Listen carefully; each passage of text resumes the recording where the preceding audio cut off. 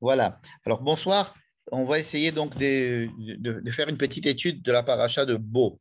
Alors, paracha de Bo, c'est la troisième paracha du livre de Shemot et c'est une paracha qui est très, très riche en événements et qui est lue à plusieurs occasions parce qu'elle contient énormément de principes, des premiers principes même euh, du judaïsme, à savoir la sanctification du temps, le mois, plein de choses. Voilà. Et la sortie d'Égypte. Évidemment, la sortie d'Égypte, c'est l'essentiel, puisqu'il va y avoir dans la paracha de Bo les trois dernières Makot. Les trois derniers plaies d'Égypte vont avoir lieu dans la paracha de Bo. Pour s'en rappeler, Bo, c'est 2 et 1, ça fait 3. Voilà. C'est simplement un moyen mnémotechnique. Donc, ça fait les trois dernières plaies. On a eu 7 plaies la semaine dernière. Alors, voilà de quoi est composée la paracha. Il y a les trois dernières plaies qui sont les sauterelles, l'obscurité et la mort des premiers-nés égyptiens. Bon. Les sauterelles, ils ont les deux, la huitième et la neuvième plaie, c'est pratiquement dans les chapitres 10 et 11. Et à partir du chapitre 12, on commence à rentrer dans un sujet qui est extrêmement, j'allais dire, complexe, presque où les sujets sont mélangés. Qu'est-ce qu'on y retrouve? On y retrouve l'annonce de la dixième plaie, c'est-à-dire la Makat Bechorot, la mort des premiers-nés égyptiens, mais seulement elle est entremêlée de mitzvot. Qu'est-ce que c'est que des mitzvot? C'est la première fois qu'on trouve des mitzvot dans la Torah, c'est-à-dire des commandements de Dieu. Et la première mitzvah qui va être donnée au peuple juif en tant que peuple juif, évidemment pas, on a déjà vu la circoncision qu'elle avait donnée à Abraham en tant que particulier ou en tant que famille, mais là, ça va être donné au peuple juif. Les premières mitzvot, à savoir que l'année juive va commencer au mois de Nissan, qu'il va falloir faire des Rosh Chodesh, qu'il va falloir faire le premier mois de l'année, ça va être Rosh Hashanah, etc. Et il va y avoir beaucoup d'autres mitzvot, plein de mitzvot. Des mitzvot que l'on peut classifier en, disons, en deux. Un, ce sont des mitzvot qui vont concerner les Hébreux en Égypte, justement pour leur expliquer comment va se passer la sortie d'Égypte. C'est ce que j'ai appelé mitzvot Pessah Mitzrayim, puisqu'ils vont faire le sacrifice de l'agneau pascal le 14 au soir, c'est-à-dire la veille du 15, Nissan. Mais depuis le premier Nissan, le premier du mois de Nissan, il y a déjà une certaine préparation à faire. D'abord, le premier jour du mois de Nissan va être donc le premier jour du mois, Rosh Chodesh. Ça va être le premier jour du premier mois de l'année, Nissan, qui va être le premier mois de l'année. Et le 10 du mois, il va falloir prendre un sacrifice, un agneau, l'accrocher à son lit pendant 4 jours, et le 14, abattre l'agneau. Le 15, c'est-à-dire dans la nuit, il va falloir prendre du sang, abattre l'agneau, prendre du sang, le mettre sur les linteaux, en fait tout autour de la porte, et le manger. Il faut en faire un méchoui comme ça, et le manger de façon rapide, et se préparer à la sortie. Et en même temps, il y a la plaie, la dixième plaie. Et en même temps, il va y avoir ce qu'on appelle mitzvot Pesach Dorot, c'est-à-dire que en même temps, Dieu va indiquer à Moïse et à Aaron qu'il va falloir fêter la fête de Pessah tous les ans, pendant 7 jours, pour se rappeler de ce moment-là et pour pouvoir, disons, sortir d'Égypte tous les ans, ou pour reprendre, si vous voulez, renouveler notre carte d'identité juive tous les ans, hein, comme s'il fallait renouveler notre carte d'identité juive à chaque Pessah. Donc, ces trois choses, à la fois la plaie elle-même des premiers-nés égyptiens, le Pessah Mitzrayim, ça veut dire qu'est-ce qu'il faut faire le soir même, et le Pessah Dorot, c'est-à-dire qu'est-ce qu'il faudra faire dans les générations à venir, toujours à Pessah, c'est-à-dire comment doit se dérouler la fête de Pessah, la fête du Seder, tout ça c'est mélangé. Et c'est pour ça que je n'ai fait un petit cadre comme ça. Et à la fin, en quelques phrases, il y a la Yetziah, c'est-à-dire la sortie. La sortie, c'est-à-dire que la Torah déclare, voilà, ils sont sortis, cela fait 430 ans qu'ils étaient là, ils sont sortis, ils sont sortis, voilà, on est sortis. Bon. Donc la sortie d'Égypte, elle est déclarée, si vous voulez, plus que décrite, puisqu'il est décrit, c'est ce que chacun doit faire chez lui, à la maison, pour faire partie de ce peuple qui va sortir. Mais la sortie en elle-même n'est pas décrite. C'est-à-dire, on ne dit pas, ils ont pris des bus, ils ont amené des trains, ils se sont tous rassemblés, ils sont sortis. C'est tout ce qu'on dit. Ça s'appelle la sortie. J'ai appelé ça la sortie. Et ensuite, il y a un chapitre qui est le chapitre 13. Hein, et le chapitre 13, il va y avoir ce qu'on appelle deux parachiotes, c'est-à-dire deux textes. Et ces deux textes sont des textes qui sont inclus à l'intérieur des téphilines que l'on met sur la tête et sur le bras, que les garçons mettent sur la tête et sur le bras, ce sont les téphilines. Et dans ce texte-là, on va nous dire de sanctifier les premiers-nés. Rappelez-vous que quand nous avons étudié il y a 2 semaines le livre de Shemot, lorsque Moïse était à Midian et qu'il va quitter Midian pour aller en Égypte délivrer le peuple, en route, il va se passer quelque chose qui est qu'on a étudié en tous les cas il y a 2 semaines, et qui va parler des premiers-nés. Alors, Israël est le premier-né des nations auprès de Dieu. Il y avait les questions de la mort des premiers-nés égyptiens, de la menace qui pèse sur le premier-né de Pharaon. Il y a une menace aussi sur Moïse, une menace sur le premier-né de Moïse, qui n'avait pas encore fait sa Brit Mila. Bref, le premier-né en tant que responsable de la génération d'après, c'est-à-dire responsable de la mémoire pour essayer de rejouer, si vous voulez, de reformer l'unité de la famille après que les parents soient morts. Donc, le premier-né doit prendre sur lui la responsabilité qui est imposée. Et donc, c'est beaucoup plus une responsabilité qu'une chose qui lui est euh, euh, plus qu'une chose qui lui est offerte, ça va être plutôt une responsabilité qui lui incombe. Donc ça, c'est le premier-né. Et alors, comme on a commencé cette histoire de la sortie d'Égypte avec l'histoire des premiers-nés et Moïse, on finit la sortie d'Égypte avec, encore une fois, la sanctification des premiers-nés, cette fois-ci les premiers-nés hébreux. À toutes les époques, à chaque fois qu'un premier-né va naître, il appartiendra au service divin et pour le récupérer au sein de la famille, puisqu'on ne va pas il n'y a pas de temple et puis que ce sont les Kohanim qui ont pris sur eux la fonction du sacerdoce. Donc les premiers-nés qui étaient en principe consacrés au service du temple vont être rachetés et donc on l'apprend dans la partie de Kadesh Likot Bechor. Mais il y a aussi la mitzvah de mettre des téphilines, de se rappeler de la sortie d'Égypte, etc. Donc ce sont deux textes qui ne sont pas historiques, ce sont des textes qui sont un petit peu sortis de leur contexte. On imagine bien que ce ne sont pas des textes qui ont été dits à Moïse à ce moment-là. Ce n'est pas le moment en sortant d'Égypte qu'on va donner des textes, mais ils ont été dits soit avant, soit après, mais ils concernent justement cet instant de la sortie d'Égypte. Et ces deux textes, donc ce sont les deux textes qui sont parmi les 4 textes qui sont mis dans les téphilines. Ce sont les deux textes. Les autres deux textes, c'est le schéma Israël, premier et deuxième paragraphe. Voilà. Donc, voilà de quoi est composé notre paracha. Elle est composée donc de 3 chapitres, 10, 11, non, de 4 chapitres, 10, 11, 12, 13.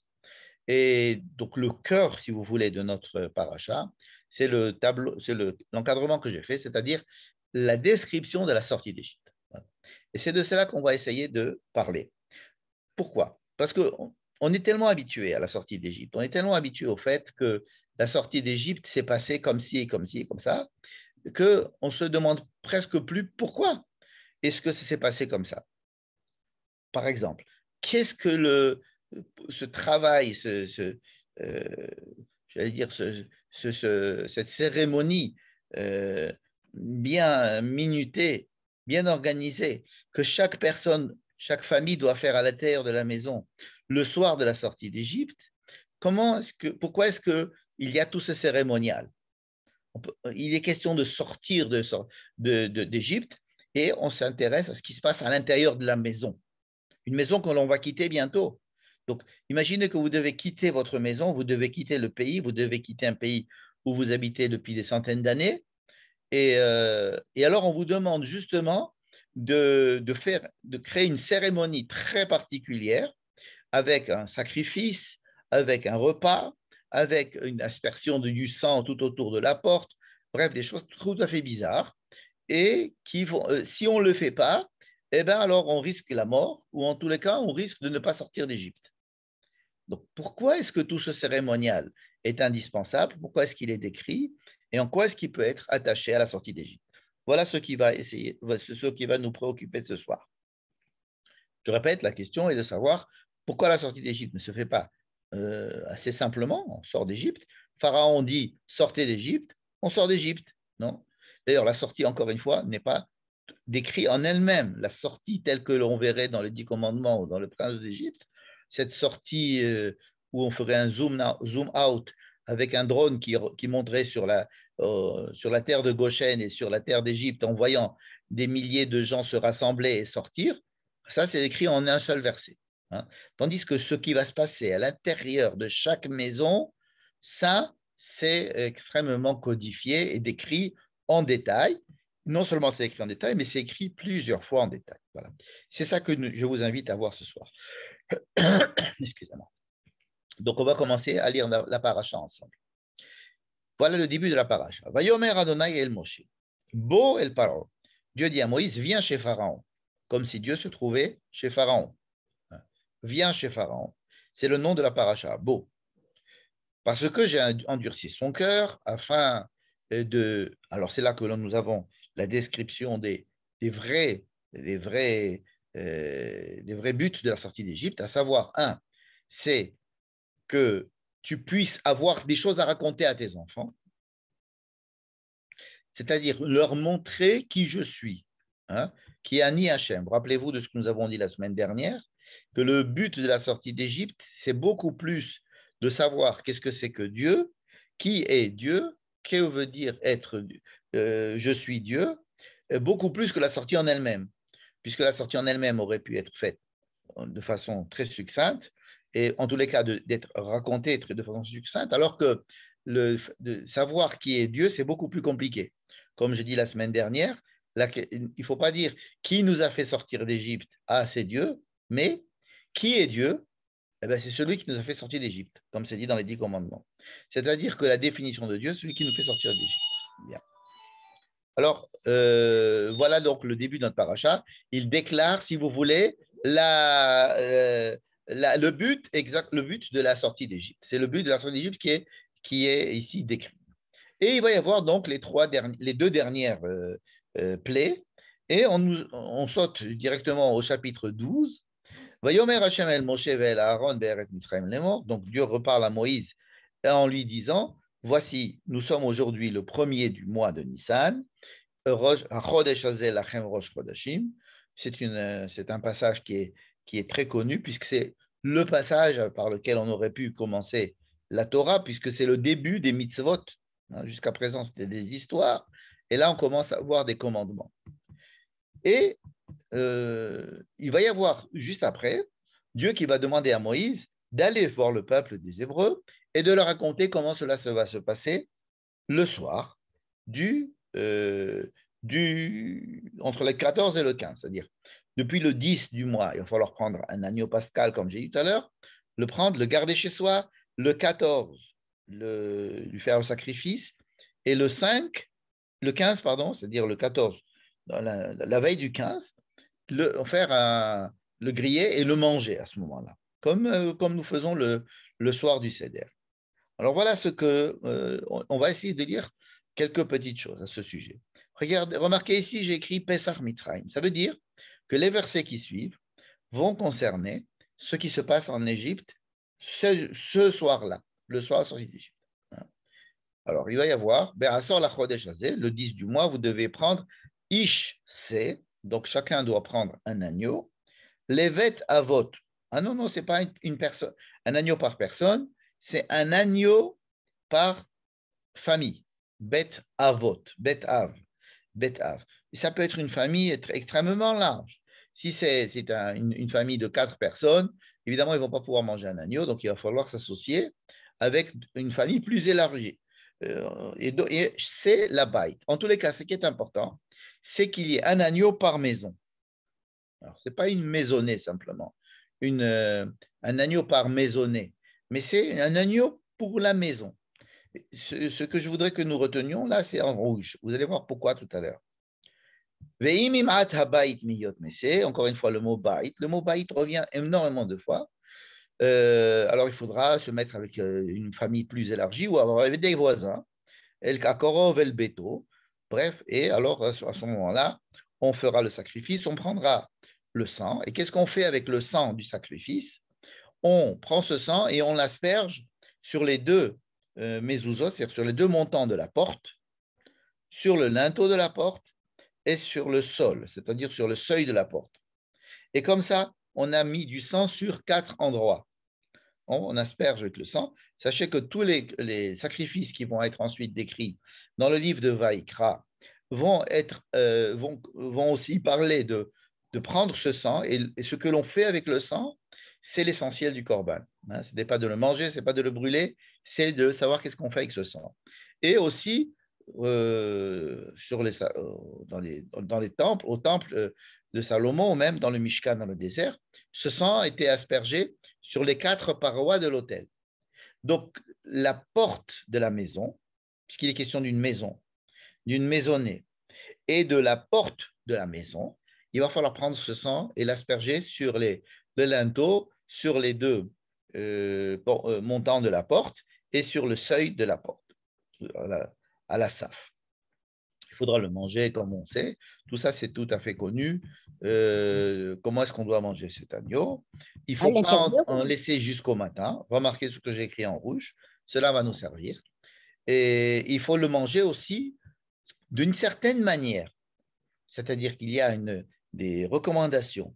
Il faut le mettre avec une ceinture, il faut avoir un bâton dans la main, comme si on était très, très, très pressé. Il faut le manger comme si on est pressé. Il faut le manger pressé, bechipazon. Et il faut faire vite, presque sans savoir trop à réfléchir. Il y a l'urgence de la situation. Il faut fêter, il faut faire un cérémonial d'urgence, créer une ambiance d'urgence.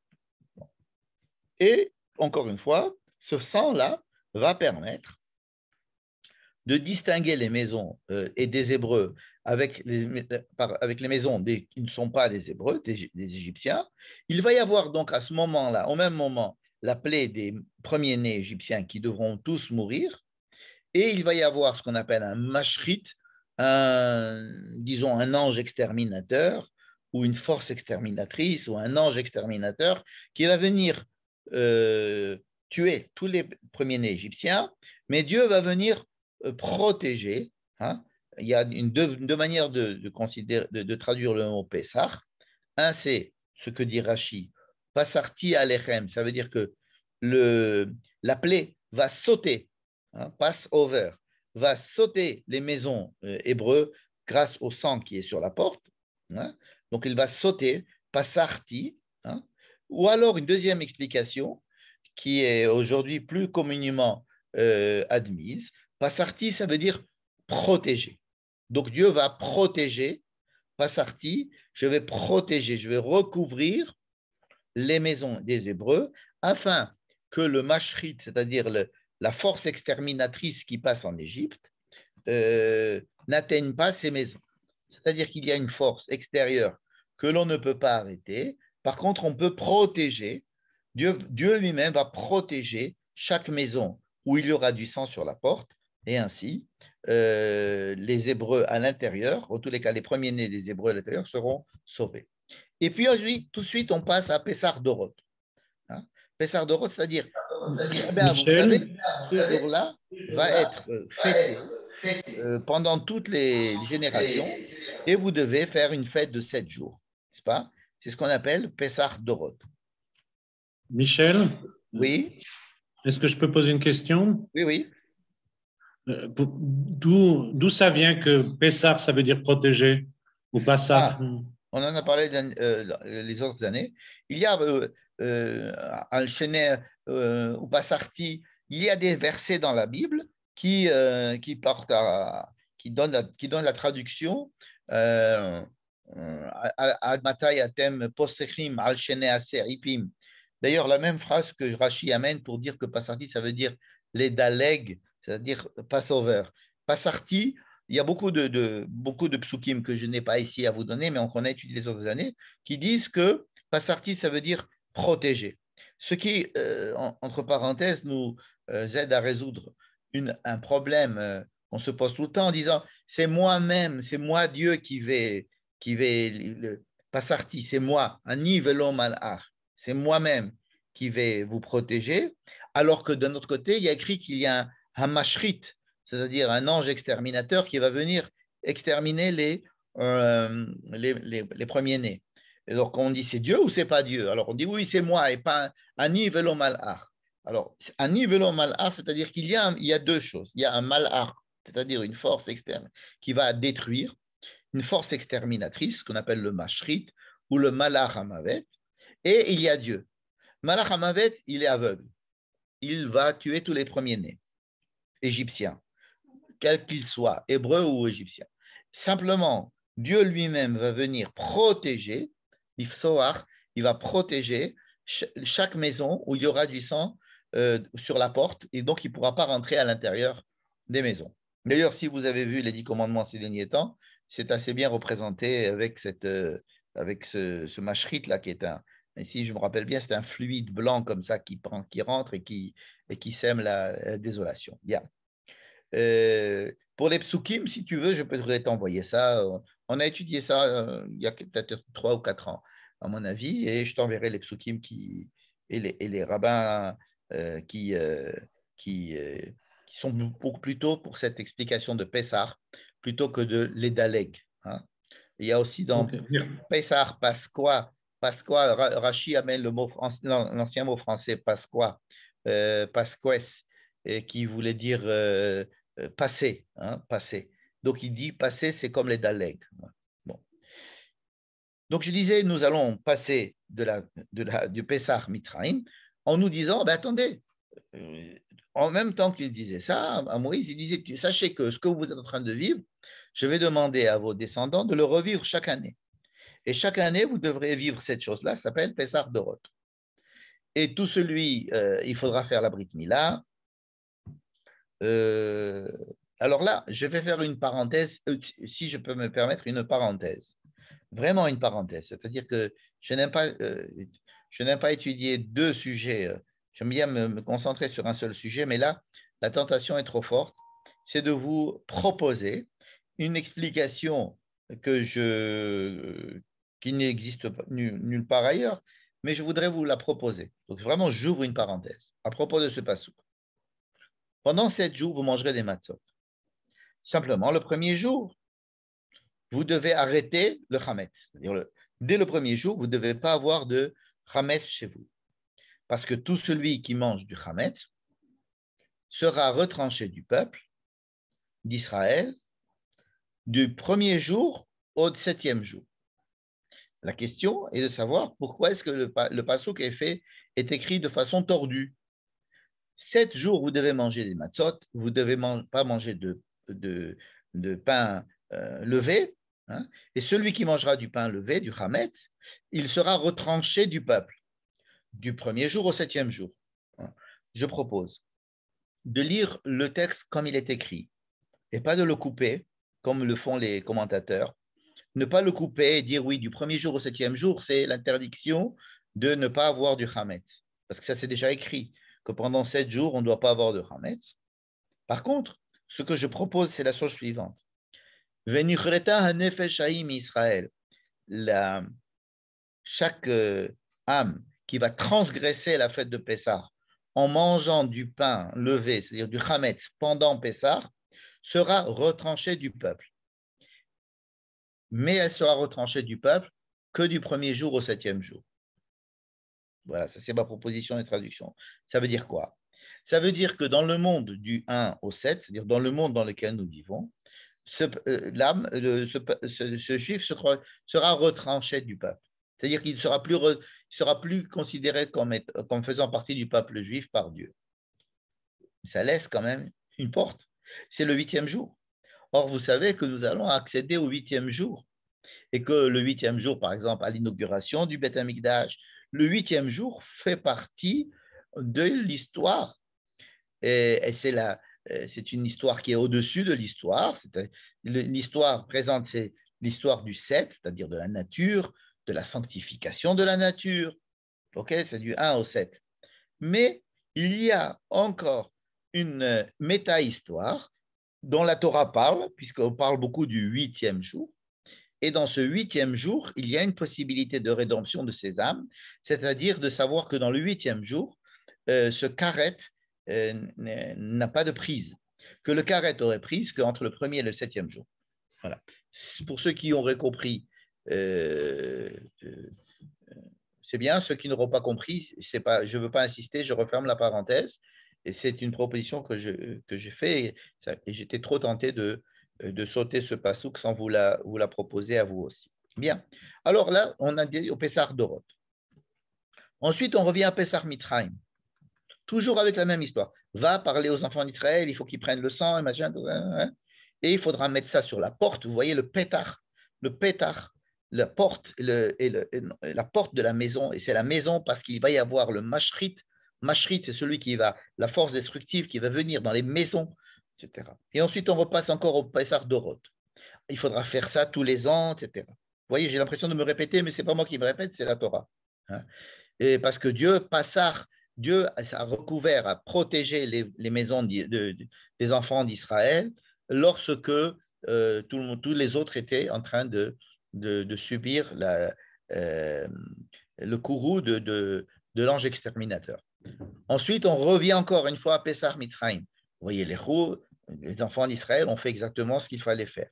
Et ensuite, on parle de la sortie. Vous voyez, c'est « Béné Israël, Meramsès, Sukota ». Voici les fameux versets qui décrivent, si j'ose dire, la sortie.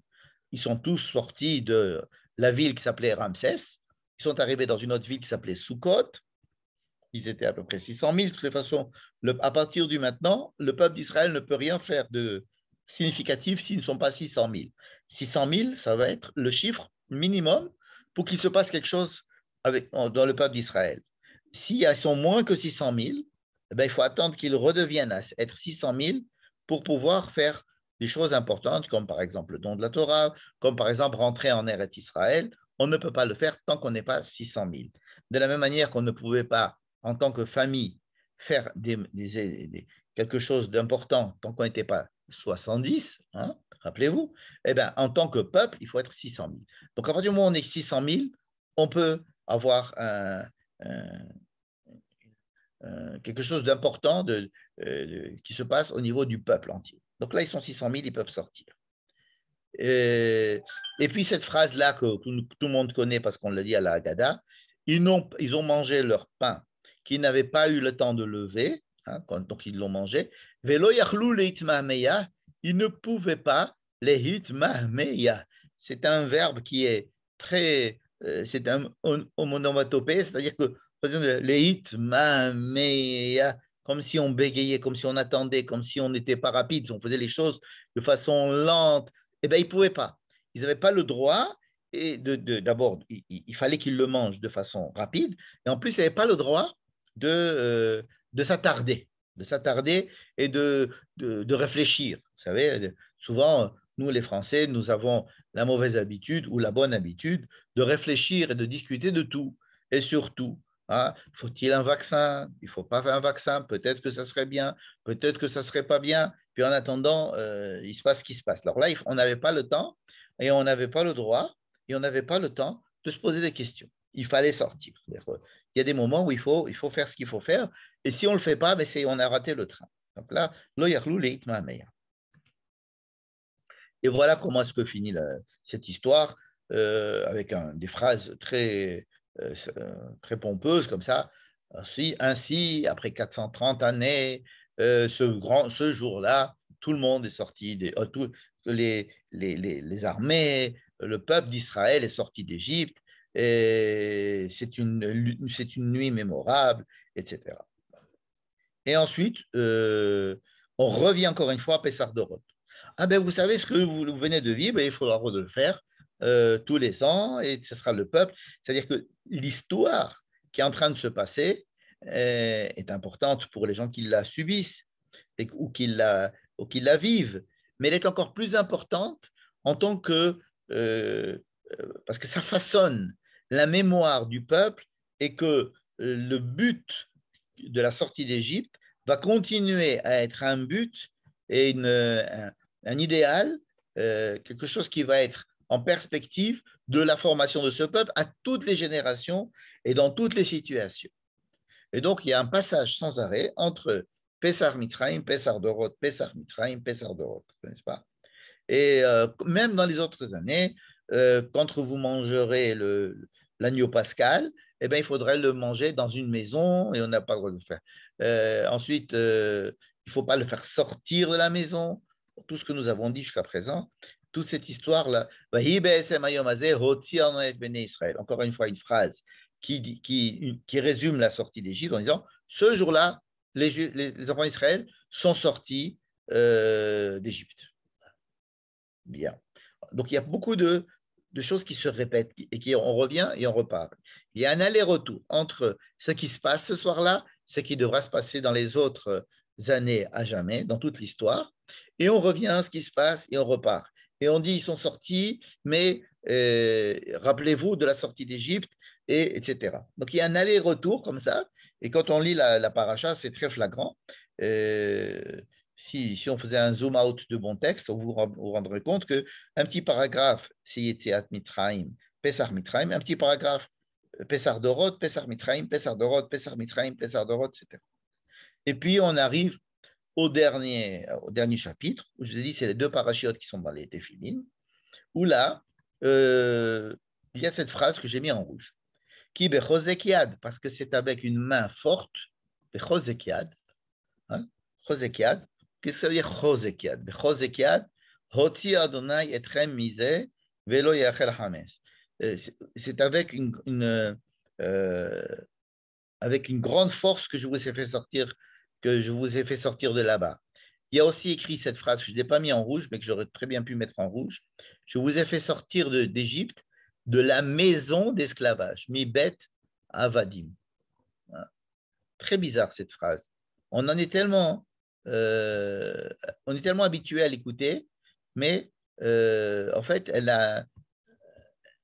on ne la comprend pas. Je vous ai fait sortir d'Égypte, la maison des esclaves. Qu'est-ce que ça veut dire? Je vous ai fait sortir d'Égypte, ça on peut comprendre.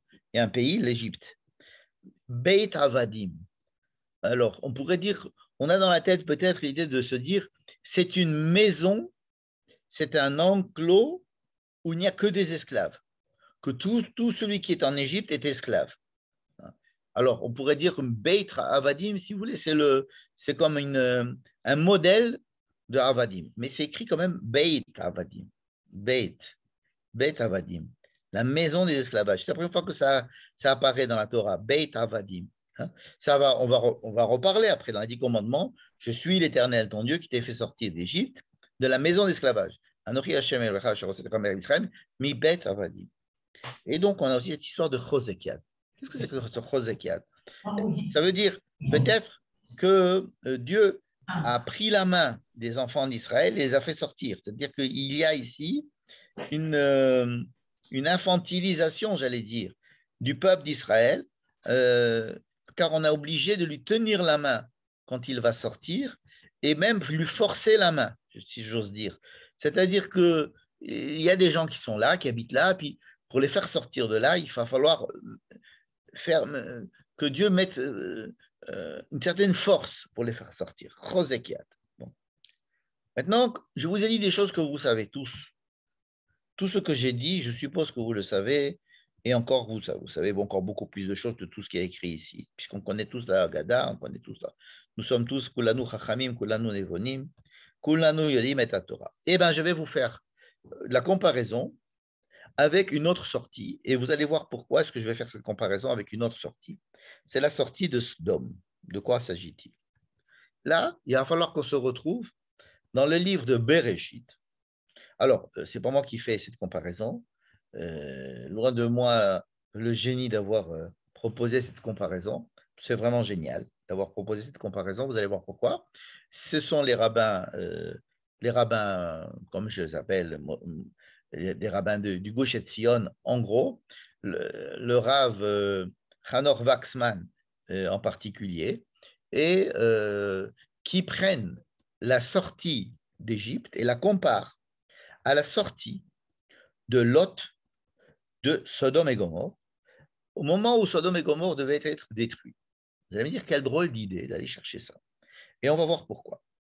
Et on va voir que tout ce dont on a insisté, ce qu'on avait mis en rouge et ce que je parlais, va maintenant prendre son sens. Alors, je vais avec vous, ce n'est pas un texte long, on va commencer à lire un petit peu ce qui s'est passé dans à Sodome et Gomorre. D'abord, on va commencer dans le chapitre 18 du Bereshit, lorsque Dieu entend Za'akat Sedom Va'amora. Dieu entend quelque chose qui se passe à Sodome et Gomorre, un cri. Qui c'est qui crie? Si à Sodome et Gomorre, il y a des choses qui ne doivent pas se faire, mais qui se font, des exactions qui se passent là-bas, qui c'est qui crie? Puisque les gens ont l'habitude de faire, c'est comme si je disais, Dieu a entendu le cri de la mafia en Sicile. Mais les mafiosos ne crient pas, ils profitent de la situation au maximum. S'il y a quelqu'un qui doit crier, ce sont ceux qui subissent les méfaits de la mafia. Hein? Or, qui c'est qui subissent les méfaits de Sodome et Gomorre? On n'en parle pas, on ne sait pas. S'il y a des gens qui se comportent de façon inadéquate et que cela entraîne certaines souffrances chez d'autres personnes, chez les personnes qui souffrent, il y a un cri, comme d'ailleurs en Égypte. Lorsque Dieu entend la plainte des Hébreux en Égypte, il entend Tsa'akatam, Vaishma et Tsa'akatam, et Za'akatam ici. Alors ici, Za'akatam, des fois Tsa'akatam, ici c'est Za'akatam, mais on se demande qu'est-ce que Dieu entend exactement. Comme si Dieu était sensible à l'injustice profonde qui se passait à Sodome et Gomorre, comme si une injustice était criante, comme on dit en français. En tous les cas, ça nous rappelle le fait que Dieu entend, hein, disons que le Dieu est caché dans son ciel, ou dans ses maisons, et puis il entend qu'il y a quelque chose qui se passe et il descend pour essayer de réparer. De la même manière que Dieu entendit le peuple d'Israël en train de crier, il descend sur terre et voit en quoi est-ce que cette injustice criante a besoin d'un certain tipoul, d'une certaine... il doit intervenir à l'intérieur de l'histoire. Dieu doit intervenir à l'intérieur de l'histoire. Bon, donc ça c'est une première chose qui permet la comparaison entre les deux situations. Il y a aussi une autre fois où Dieu entend cela, c'est lorsqu'il y a le déluge ou la tour de Babel, mais alors là aussi à Sodome, c'est encore plus important. Pourquoi? Parce que au moment du déluge, autour de la tour de Babel, les choses ont été assez drastiques. Ici, il va falloir, il y a une situation qui est insupportable, mais il va y avoir Abraham qui va demander à Dieu de sauver les justes parmi les injustes. Et Dieu va accepter de sauver Lot, le neveu d'Abraham, qui est allé s'installer à Sodome depuis longtemps. Lot est quelqu'un qui prend toujours les mauvaises décisions. On l'a sauvé une première fois de Sodome, il y est retourné. Et là, il y a une seconde fois où il est menacé de mort parce que tous les gens de Sodome et Gomorre sont menacés de mort et de destruction. Abraham prie et Lot et Dieu décide de sauver Lot. Alors voilà, il envoie 2 anges. Pourquoi 2 anges? On dit qu'il faut qu'il y en ait un pour détruire Sodome et un pour faire sortir Lot de Sodome. Donc 2 anges arrivent la nuit. Alors, ça se passe la nuit. Remarquez que tout se passe la nuit. Notre histoire de la sortie d'Égypte se passe la nuit. Ils sont sortis en plein jour, mais toute la préparation, le climax de la sortie d'Égypte, tout se passe la nuit. Et il faut manger l'agneau pascal la nuit. Il ne faut surtout pas qu'il en reste le matin. S'il reste de l'agneau pascal le matin, il faut brûler. On n'a pas le droit de laisser l'agneau pascal dépasser le lever du soleil. Il faut le manger. Et il faut tout faire la nuit. Bon. Et ici aussi, ils arrivent alors au début de la nuit, bon, pour nous laisser le temps de raconter l'histoire. Donc, ils arrivent donc au début de la nuit. Lot est en train de chercher peut-être des invités. Vous rappelez-vous d'Abraham, son oncle, qui, malgré la circoncision faite 3 jours avant, était à la porte de sa tente et il attendait des invités. Hein. Donc Lot est un bon élève d'Abraham et il voit des étrangers, il court à leur rencontre et il se prosterne à eux, il leur dit venez, venez chez moi, s'il vous plaît, venez, El Suruna, s'il vous plaît, venez chez moi, El Beit Avdechem, dans la maison de votre serviteur. Mais là, je l'ai mis en rouge, pourquoi? Parce que ça nous rappelle trop le Beit Avadim. Hein? Beit Avadim, la maison des esclaves, et là, c'est la maison de votre esclave. Comme si il les invitait à rentrer dans la maison des esclaves. C'est-à-dire que la maison des esclaves dont on a parlé en Égypte, si on la compare à la maison de Lot ici, Lot est en train de dire, je suis votre serviteur, venez chez moi, restez pas dehors, ici c'est très dangereux, on est à Sodome et Gomorrhe, je suis là pour vous protéger, venez chez moi s'il vous plaît. Et il appelle sa maison la maison de votre esclave. Mais quand ils vont sortir les Juifs d'Égypte de la maison d'esclavage, ce n'est pas la maison d'esclavage, c'est la maison des esclaves. Ce n'est pas Eretz Mitzrayim mi bet ha'avoda ou mi bet ha'avdut, mais mi bet ha'avadim. Mi bet ha'avadim. Anochi Adonai Elohecha asher hotzeticha me'eretz Mitzrayim mi beit ha'avadim. La maison des esclaves. C'est que les esclaves ont une maison. Mais la maison des gens qui sont en Égypte, c'est une maison d'esclaves. Et là, la maison de Lot est décrite par Lot lui-même comme une maison d'esclaves. Bon. Velinu, s'il vous plaît, vous allez passer la nuit. Rachatzu raglechem, et vous pourrez vous lever le matin et repartir. Ils lui disent non, on ne veut pas rentrer chez toi. On veut dormir dehors. On veut rester comme des SDF. Alors l'autre insiste beaucoup pour les faire rentrer chez lui. Il insiste tellement qu'ils acceptent. On fait une pause. Rappelez-vous d'Abraham, quand il était dans le même cas. Il était dehors, il attendait, il était en plein jour, pas la nuit. Et il y avait des gens qui passaient, il leur dit venez, mais il ne les fait pas rentrer chez lui. Il les met sous un arbre pour qu'ils soient à l'abri du soleil. Il leur donne à boire, il leur donne à manger, il leur lave les pieds, mais il ne rentre pas dans sa tente. Et d'ailleurs, quand à un moment donné, ils disent « Où est Sarah ?» il leur dit « Elle est dedans, dans la tente, mais vous, vous êtes dehors. » Et il lui parle, mais elle est dehors, elle est dedans, eux, ils sont dehors. Ça veut dire qu'Abraham a fait quand même de la charité, hein, c'est le maître de la charité, il fait de la charité, mais il sait qu'il y a à la maison et qu'il y a dehors. Il y a la charité, d'accord, mais il ne faut pas faire rentrer n'importe qui de dehors à l'intérieur, parce que de dedans aussi, on ne peut pas faire sortir à l'extérieur n'importe qui, n'importe comment.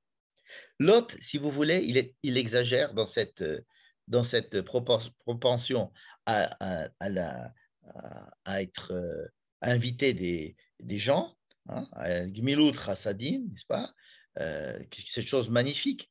Mais il y a toujours des limites à l'intérieur même d'une bonne habitude, d'une bonne mida. C'est-à-dire que même la manière dont Lot va accomplir cette hospitalité que faisait Abraham, il ne la fait pas de la même manière qu'Abraham, il l'a fait, j'allais dire, en exagérant. C'est-à-dire qu'il veut absolument qu'ils viennent passer la nuit chez lui. Et il insiste. Il insiste, et vous savez, il y a des gens, vous ne pouvez pas leur refuser, tellement ils insistent. Il dit, bon, ce sera plus simple de faire ce qu'ils veulent plutôt que… Donc, il rentre avec lui dans la maison et la Torah explique toutes ces choses-là comme si elles avaient une grande importance, n'est-ce pas? Euh, on nous dit même qu'ils vont manger des matzot, hein, ou matzot afa. Il leur a fait des matzot. Et Rashi saute sur l'occasion pour nous dire que c'était Pessah. Alors qu'il n'y avait pas encore des Juifs en Égypte, il n'y avait pas encore des Juifs, il n'y avait pas encore des Hébreux en Égypte. Et pour comment c'est possible d'avoir Pessah? Il leur a fait des matzot et Rashi dit c'est matzot. Ça veut dire qu'il se passe ici ce qui se passe à Pessah. Il leur donne des matzot. Et juste avant qu'ils dorment, qu'ils aillent dormir, il y a les gens de Sodome qui se réunissent autour de la maison. Encore une fois, la maison. Hein. Je crois qu'on a compté 18 fois le mot maison dans l'histoire de la sortie d'Égypte. Et ici, je crois qu'il y a 8 fois le mot maison. Comme ça. C'est un nombre de fois qui est beaucoup plus important que la normale dans un texte. Ce n'est pas possible qu'il y ait tellement de fois le mot maison. Et là, tout le monde se met autour de la maison. Qui? Les gens de Sodome. Il y a des étrangers. Et tout le monde, les jeunes et les enfants, les vieillards, tout le monde se met là en leur disant, donnez-nous ces gens-là, nous voulons les connaître. Nous voulons les connaître, c'est-à-dire que nous voulons avoir des rapports sexuels avec eux, nous disent le Midrash. Nous voulons, c'est-à-dire qu'il y a un nouveau, il y a un nouveau film, il faut qu'on le connaisse. Il y a un nouveau truc, il y a un nouveau... le problème dans la dégradation des mœurs, c'est qu'une fois que tout a été fait, eh ben, on est à la recherche de nouveautés. Quel est le dernier vice? Comment est-ce qu'on pourrait avoir une dépravation supplémentaire? Donc, il y a du nouveau, il y a des nouvelles personnes, on va essayer absolument de les connaître et d'avoir... c'est-à-dire que c'est l'expression même de la déchéance et de la dégradation des mœurs de Sodome qui sont autour de la maison et qui veulent rentrer à la maison. Ils ne veulent pas rentrer à la maison, ils veulent que quelqu'un de la maison sorte de la maison parce qu'ils veulent les connaître. Qu'est-ce que fait Lot? Lot, donc, il ouvre la porte, hein, à Petra, regardez qu'il y a encore une fois, tout se passe ici au niveau de la porte, c'est exactement comme chez nous à sortie d'Égypte. Lot sort justement sur le seuil de sa maison et il ferme la porte derrière lui. Regardez la précision des gestes. Aucune histoire n'est aussi précise dans le livre de Devarim que celle-ci. C'est une histoire avec un scénario extrêmement précis. On voit très bien la porte s'ouvrir, Lot sortir, refermer la porte derrière lui. Et voici que Lot est à l'extérieur maintenant et il va négocier. Qu'est-ce qu'il va négocier? Il va dire, voilà, prenez mes 2 filles, elles sont vierges, je vous les offre, faites-leur ce que vous voulez, mais je veux protéger mes invités. Encore une fois, une hospitalisation qui est dévoyée. C'est-à-dire que l'hospitalité exagérée, où le type il est prêt à donner ses filles pour protéger ses invités. Hein, imaginez.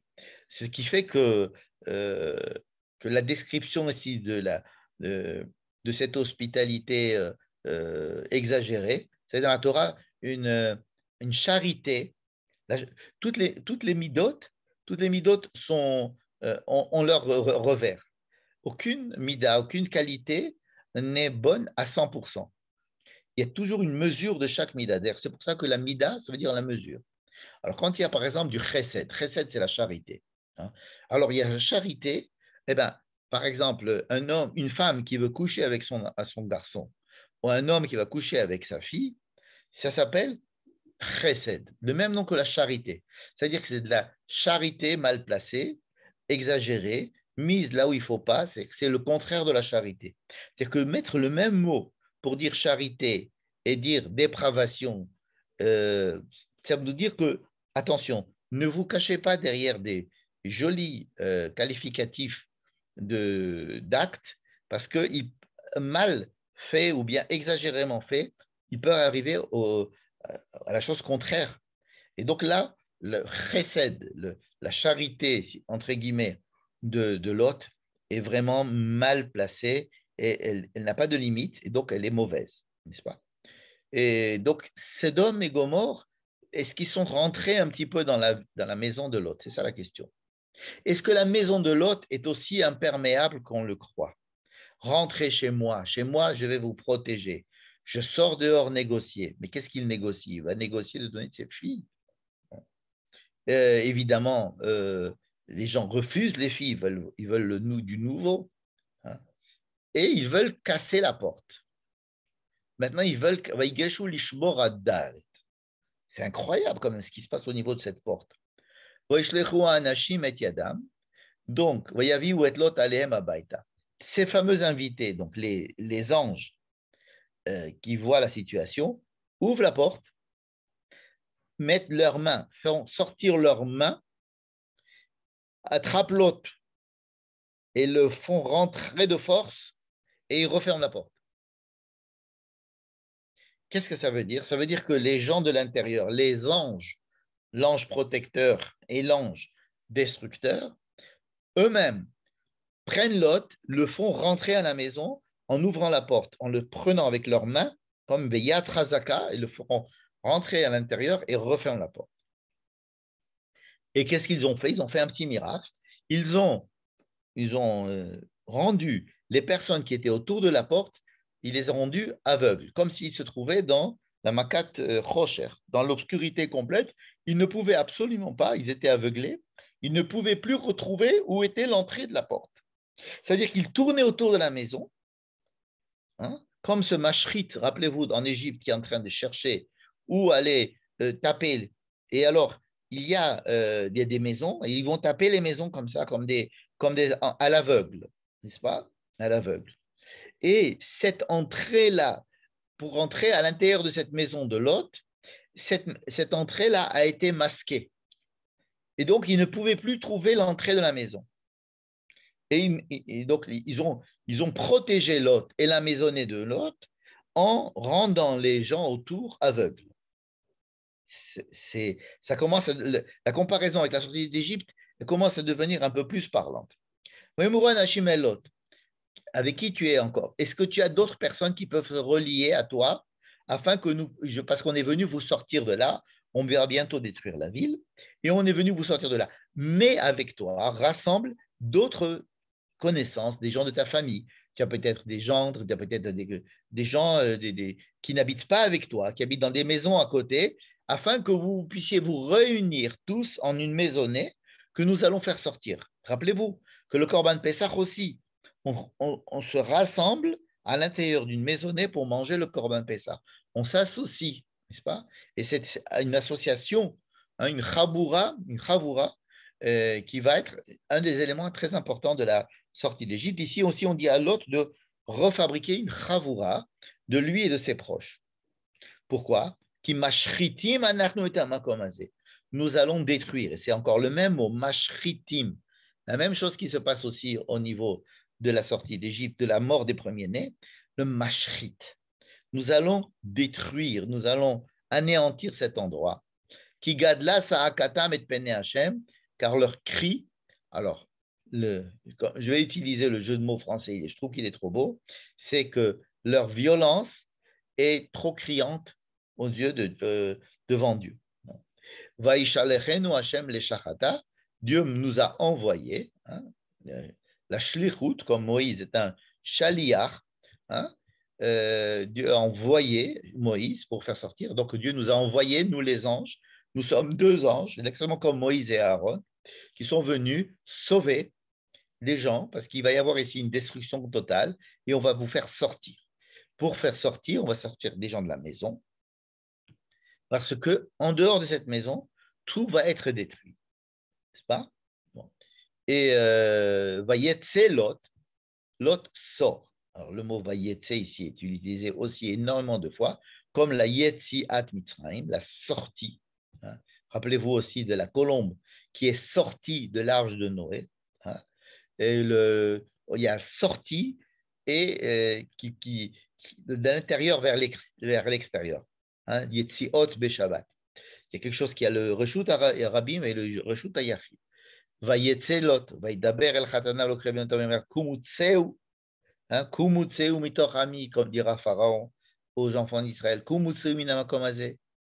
Mais ces gens n'ont pas voulu l'écouter. Ils n'ont pas voulu l'écouter. Ils se sont dit non, écoute, ça va, on est très bien ici.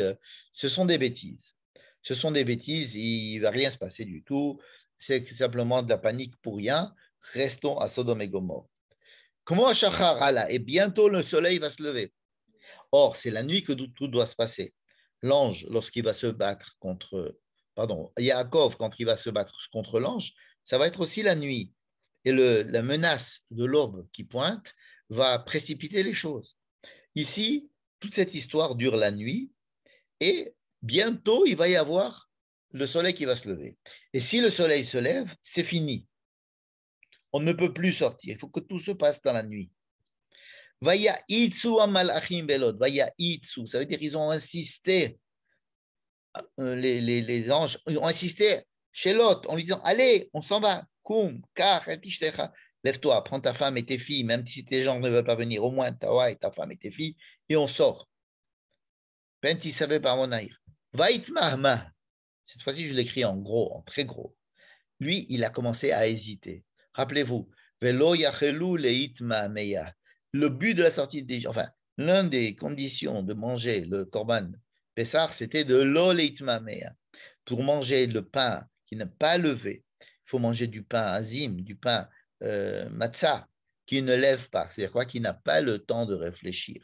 Dès que vous mélangez la farine avec de l'eau, tout de suite, vous le rentrez au four et vous le sortez, vous le mangez.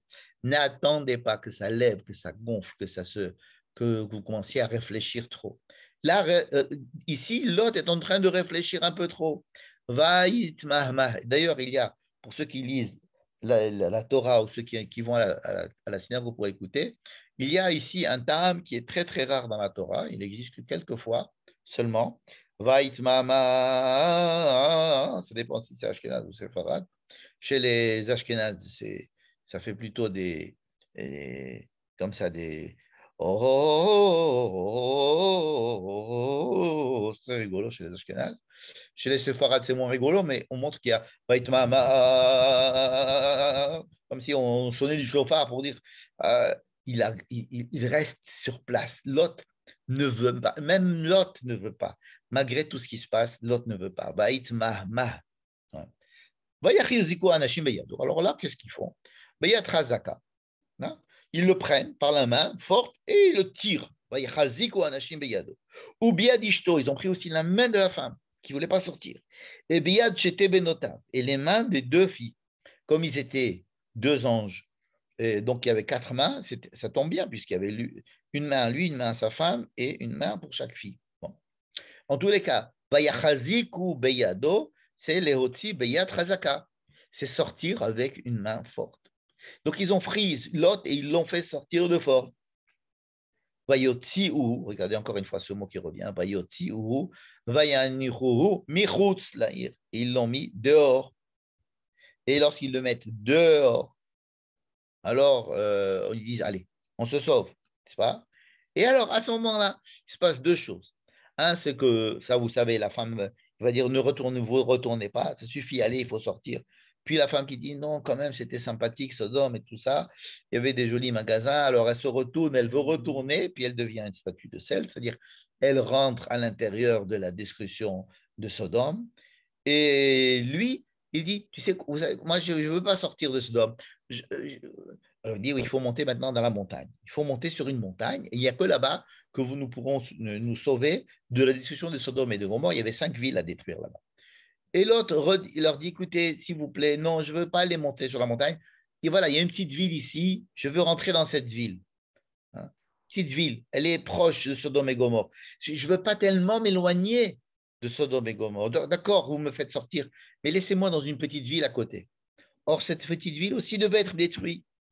Et alors, ils lui disent, bon, tu sais quoi, d'accord, on ne va pas détruire la ville et tu vas aller là-bas. C'est-à-dire que vraiment, Lot n'était pas très chaud, si j'ose dire, de quitter Sodome et Gomorrhe. Et ensuite, Hachem et Shiatza al Haaretz, il y a le soleil qui sort, et Vadonai imtir al Sedom. Ça vous rappelle la phrase Vadonai hika kol bechor beretz Mitzrayim. C'est que là, maintenant, ça s'abat. Le mashrit, la destruction s'abat et on détruit la ville impie. Et là, c'est la femme qui se retourne. Bien, maintenant, on va essayer de conclure en essayant de voir qu'est-ce qui se passe. qu'est-ce qui s'est passé au niveau de Sodome et de Lot? Disons qu'on veut faire sortir Sodome, pardon, qu'on veut faire sortir Lot de Sodome. Pourquoi on parle de maison? Parce que la maison, c'est quand même la définition de l'espace, non seulement dans lequel on vit, mais aussi de notre espace culturel. C'est-à-dire, il y a des choses qui se passent dehors, des choses qui se passent dedans. Bon. Les choses qui se passent dehors sont plus ou moins bonnes, comme les choses qui se passent dedans, mais il y a des moments où les choses qui se passent de dehors sont tellement nocives qu'il faut savoir mettre une séparation nette, claire et nette entre elles, le dehors et le dedans. Ce qui s'est passé avec l'Égypte, si on a fait toute cette histoire avec le sang dans l'entrée pour bien montrer qu'il y a ici quelque chose qui se passe dehors et que dedans il faut faire autre chose, c'est parce que justement chez Lot, ça s'est mal passé. Parce que l'herméticité de la maison qu'on demande à avoir le soir de la sortie d'Égypte n'existait pas chez Lot. Lot était un peu comme Sodome. C'est-à-dire que Lot avait du mal à quitter Sodome parce que sa maison n'était pas hermétique au mal qui se passait dehors. Et donc, tout ce problème de la porte, qu'est-ce qui se passe à la porte? C'est que si tu sors dehors, tu es foutu. Si tu fais rentrer ce qu'il y a de dehors à l'intérieur, tu es foutu. Évidemment, pas dans n'importe quelle situation. Dans les situations où ce qu'il y a dehors est dangereux, est nocif et va être détruit. Mais si ce qui est à l'intérieur veut être protégé, il faut que cette porte soit hermétique. Alors, comment hermétiser la porte d'Égypte? En prenant le sang de l'idole principale de l'Égypte, c'est-à-dire le bélier ou l'agneau pascal, puisque c'était un symbole divin pour eux. Prendre cet agneau et le sacrifier aux yeux et aux su de tout le monde, c'était bien montrer qu'on n'était pas d'accord avec eux, qu'on avait une différence fondamentale et qu'on le criait et que cette différence faisait la différence qu'il y avait entre l'intérieur et l'extérieur chez moi. Ce que l'autre n'a pas réussi à faire. C'est-à-dire comme si, en sortant d'Égypte, on se rappelait de la sortie de Lot et on se disait, ouh là là, attendez, nous allons sortir d'Égypte, mais il ne faudra pas qu'on fasse comme a fait Lot. Parce que qu'est-ce qu'il a fait Lot? Il est sorti de Sodome, aussi difficilement. Mais après, vous savez ce qui s'est passé. Ses filles ont couché avec lui. Ça a été une catastrophe morale.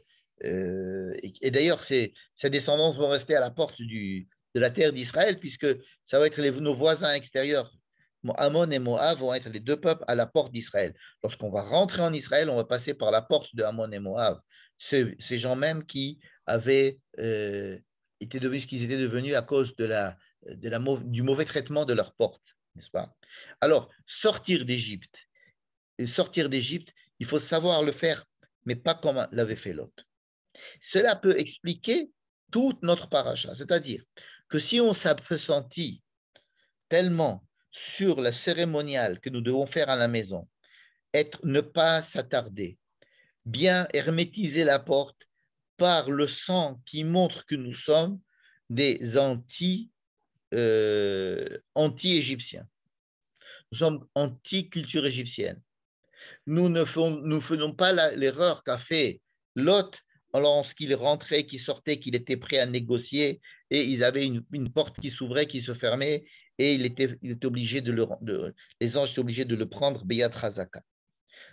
Comme si ce qui se passait à la sortie d'Égypte, c'était une sorte de tikkun, une sorte de... on va apprendre des erreurs de ce qui s'est passé la dernière fois à Sodome, puisque là encore, Dieu doit détruire et faire sortir quelqu'un de cette destruction.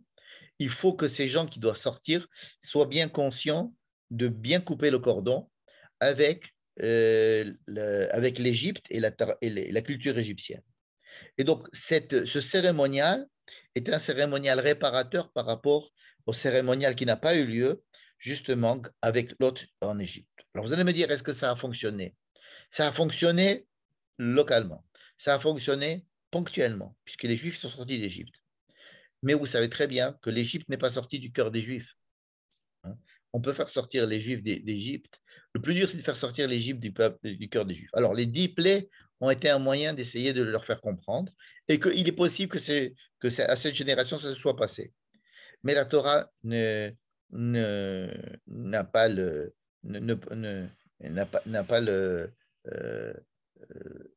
l'incrédulité de croire euh, que ça y est, c'est fait, c'est fini. Une fois on est sorti d'Égypte et c'est fini. On aura à sortir d'Égypte en permanence, comme on l'a dit. Et donc la sortie d'Égypte est en permanence, en aller-retour avec les sorties d'Égypte que chacun doit faire en permanence au courant de sa vie et de l'histoire du peuple juif. C'est-à-dire que le peuple juif va pas commémorer cette sortie, mais va essayer de la revivre pour essayer de rejouer cela parce qu'on n'est jamais sorti complètement d'Égypte. Et le but, c'est d'essayer de couper le cordon à chaque fois. Est-ce qu'on a vraiment coupé le cordon? Ah oui, ce soir-là, on fait symboliquement, à tes souhaits, on a symboliquement coupé le cordon. Mais on n'a pas, on n'a pas la faiblesse de croire que c'est fini, que le cordon est coupé une fois pour toutes. Non, justement non.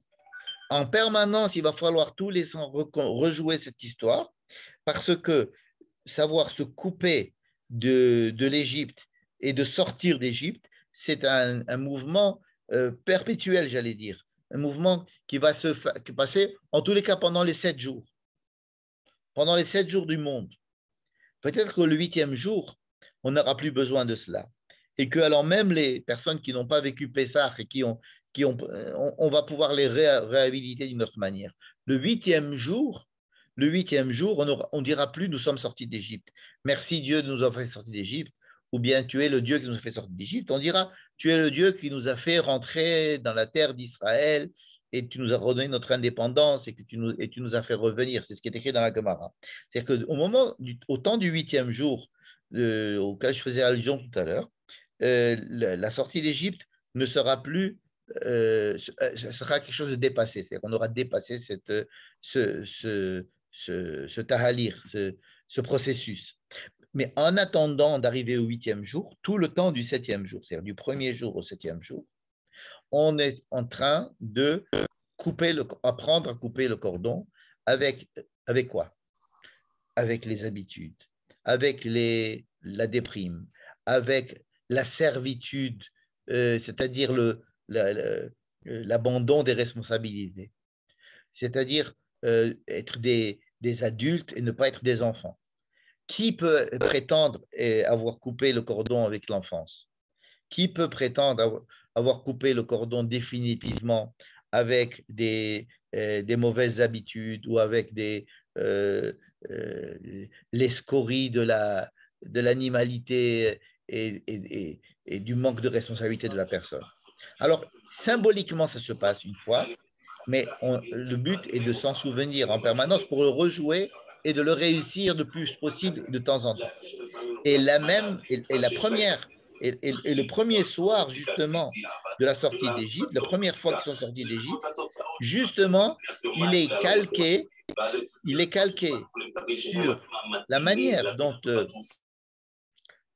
dont une sortie qui a été décrite dans le livre de Bereshit s'est mal passée, et on essaye de la rejouer en essayant de réparer ce qui n'a pas été fait. Ce qui pourrait justifier, donc, imaginez par exemple que Lot, au lieu de sortir proposer ses filles, ils disent partez d'ici, je vais prendre votre Dieu et je vais l'immoler, et voici le sang de vos idoles, c'est-à-dire marquer de façon ostentatoire sa rupture avec Sodome et Gomorrhe. Là, ça aurait été une sortie du type sortie d'Égypte. Mais ça n'a pas été le cas. Et elle est pourtant écrite dans la Torah comme une mauvaise sortie. Une sortie qui n'a été faite que par respect par rapport à Abraham, que parce que Dieu avait promis à Abraham. Donc, la sortie d'Égypte ici, elle fait référence aussi aux promesses faites à Abraham, mais elle essaye de donner des moyens au peuple d'Israël de mieux sortir que Lot n'ait pu sortir de Sodome, de sortir d'Égypte. Parce que le but, ce n'est pas simplement de sortir d'Égypte à l'époque, mais c'est d'apprendre à chaque personne comment sortir de son Égypte à lui et au peuple entier de sortir aussi sur le plan national d'Égypte. Voilà, maintenant j'ouvre vos micros et je vous invite à poser des questions. J'aurai beaucoup de plaisir à avoir vos réactions par rapport à cette comparaison entre la sortie d'Égypte et la sortie de Sodome. Voilà.